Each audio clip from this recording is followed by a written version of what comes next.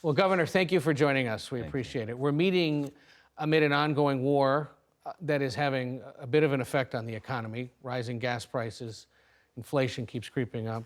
It was a decent jobs report on Friday, but mortgage rates are climbing and mortgage applications are down. You observe this as a governor, and you know that residents in your state are feeling the economic pinch. What can you do as a governor to address all this? Well, we are feeling it. And it is true that, a governor does not control the fact that energy prices have spiked over the past year. My mom's energy bill in March of last year was $140. It's now creeping close to $500. Governors don't have full control over that. Governors can't control the fact that gas prices have gone up now over $1 because we decided to enter into another war of choice. That governors cannot control the fact that we are continuing to watch homes become more difficult and more expensive. But the thing we can do as governors is we can make sure that even though I don't control the price of food, that I can make sure that we're not doing price manipulation and that these big corporations aren't gouging our customers as we're doing here in the state of Maryland. That I can make sure that even though we are watching energy prices rise, that we can hold these data center companies accountable and also making sure we're giving a rebate and giving something back to the people of the state of Maryland, which we're doing here. Even your approval rating appears to have taken a hit in recent days, at least in one survey. And among those who disapproved, they cited raising taxes and fees. There's been some conversation in this state, at least, about possibly waiving the gas tax for a little while. It is one of the higher ones in the country. You say governors can't do much about the gas price. You could conceivably establish a gas price holiday, no? Yeah, the best thing that we could do to be able to address gas prices is by stop fighting foreign wars and stop watching gas prices jump up over $1. So you agree with the president's theory that it'll go back down once the war's over? No, I disagree because I think the president still does not have a full articulation as to why gas prices are going up in the first place or what's going to be necessary or required to be able to bring them down. I think about what we've done here in Maryland to address that, where we've actually given the middle class in Maryland a tax cut, because I do believe that we need to give the middle class a little bit of extra relief now. And we ask the wealthiest of Marylanders to be able to invest a little bit more so we can do things like having the rising increases in reading and math scores like we're seeing in Maryland, and the fact that Maryland now has amongst the fastest drops in violent crime anywhere in the United States of America. And we ask the wealthiest of Marylanders to be able to do more to participate in that. So gas tax holidays off the table then, in your view? Yeah, I think we need to stop fighting these forever wars. And I think about the fact that we are very dangerously, we're lurching again into another forever war. And this is a forever war that is very similar to the one that I fought in, where I led soldiers with the 82nd Airborne Division in Afghanistan. And I know that the United States was in Afghanistan for 20 years, that it cost this country over $2.5 trillion, that we lost over 2,400 American lives. And we did it because we said we wanted to change the Taliban. And 20 years later, you know who's in charge of Afghanistan? The Taliban.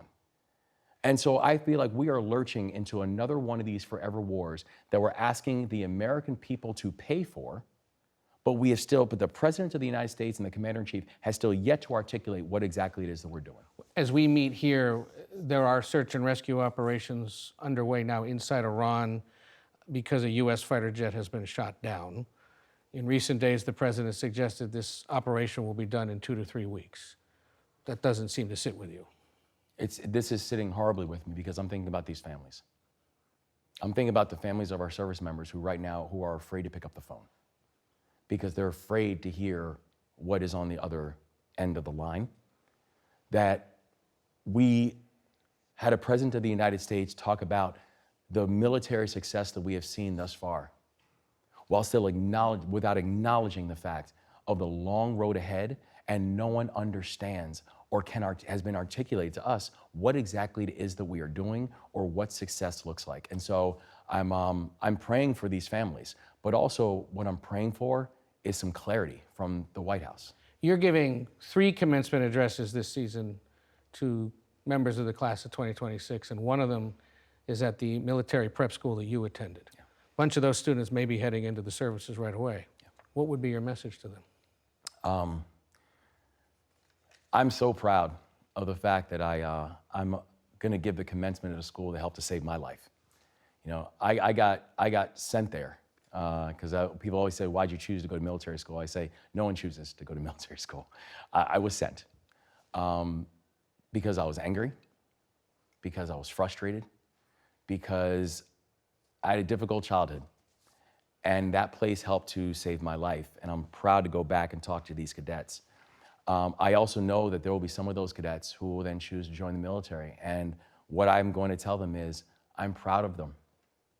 I'm proud of them for choosing a life of service. I'm proud of them for being able to fight for our country and fight for our democracy. But I am also praying for them, and I'm praying for the leadership of this country, that they will make decisions with them and their families in mind, and not just simply make decisions that I think have been just wrong-headed and foolish on their face. Part of the reason I wanted to speak with you is in another recent interview, you floated a theory of what the next president's going to have to figure out and how to organize what President Trump has done. And as you said, into 5 distinct buckets: what's broken and irreparable, what's broken and can be fixed, what's broken and needs to be fixed differently, what survives but needs to be broken, and what survives and needs to be sustained. You've given this some thought. So I wanted to walk you through some specific things and sort of wonder what buckets they would fall into. Okay. Where would you put Iran? Well, I would actually put Iran into a larger bucket, and that is Sixth bucket. Well, how we think about foreign wars. Okay. Right? Because, you know, I think about Donald Trump ran making 3 promises, right? That he was going to bring prices down, that he was going to release the Epstein files, and that he was not going to get us involved in foreign wars. And the American people voted for that. And it's strike 1, strike 2, strike 3. Because on each and every one of those things that he promised, he did not make happen.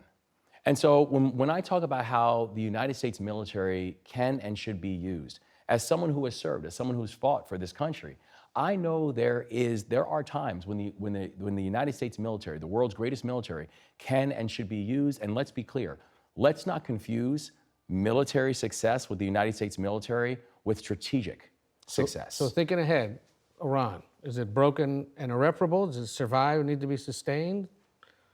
Is it broken, need to be fixed differently, the relationship with Iran?